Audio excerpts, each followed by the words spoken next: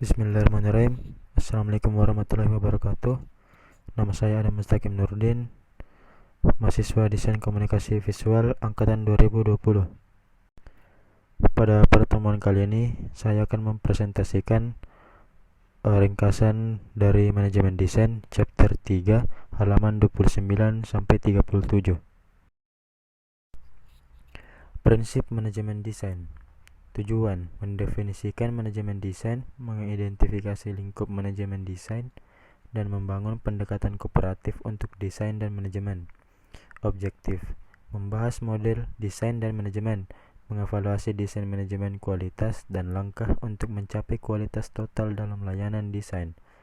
Hasil-hasil belajar: memahami asal-usul manajemen desain, membedakan antara desain dan manajemen kualitas, dan menafsirkan desain sebagai alat untuk ahli kualitas.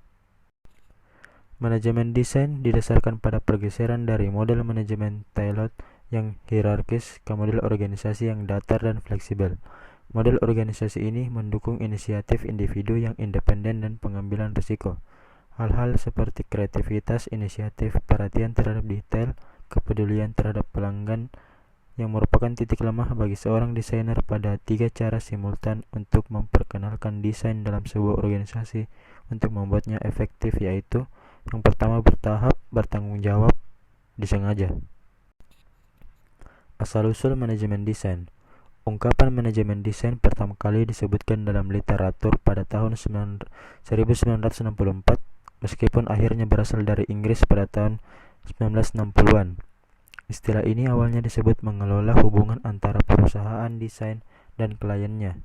Pada tahun 1966, kebutuhan pejabat fungsional baru diamati, itu untuk manajer desain yang pekerjaannya memastikan kelancaran fungsi proyek dan menjaga komunikasi antara agensi desain dan kliennya. Manajer bisa dari agensi desain atau dari sisi klien, karena tujuan utamanya adalah menjaga komunikasi tetap terbuka. Definisi manajemen desain. Definisi manajemen desain secara keseluruhan memiliki sifat multifaset yang mengarah pada beragam pendapat. Juga, manajer desain memiliki berbagai peran dan tanggung jawab. Ukuran perusahaan, industri, situasi, pasar, dan aktivitas organisasi adalah beberapa faktor yang mempengaruhi manajemen desain untuk perusahaan tertentu. Selain itu, manajemen desain tidak terbatas pada praktik desain tunggal, tetapi tergantung pada perspektif penerapannya dalam organisasi. Menurut Peter Garb, manajemen desain adalah penyebaran efektif oleh manajer lini dari sumber daya desain yang tersedia untuk organisasi dalam mengajar tujuan perusahaannya. Oleh karena itu, secara langsung berkaitan dengan tempat desain organisasi, dengan identifikasi dengan disiplin desain khusus yang relevan dengan resolusi masalah manajemen utama, dan dengan pelatihan manajer untuk menggunakan desain secara efektif. Konvergensi desain dan manajemen.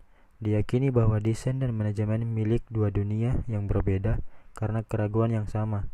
Manajer dan tim kreatif memiliki satu sama lain, namun ada kemungkinan konvergensi antara desain dan manajemen karena beberapa organisasi telah berhasil menjembatani berbagai bidang kognitif desain dan manajemen.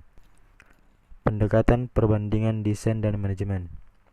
Menurut Borja de Mozzota yang telah mengembangkan pendekatan komparatif konsep desain dan manajemen, manajer seharusnya tidak hanya mampu memutuskan di antara alternatif yang disajikan kepada mereka oleh staf, tetapi kemudian dan semangat untuk membuat dan merancang alternatif baru sama pentingnya dalam untuk memimpin secara efisien dalam ekonomi berdasarkan pengalaman menjual dan emosi. Sekian, assalamualaikum warahmatullahi wabarakatuh.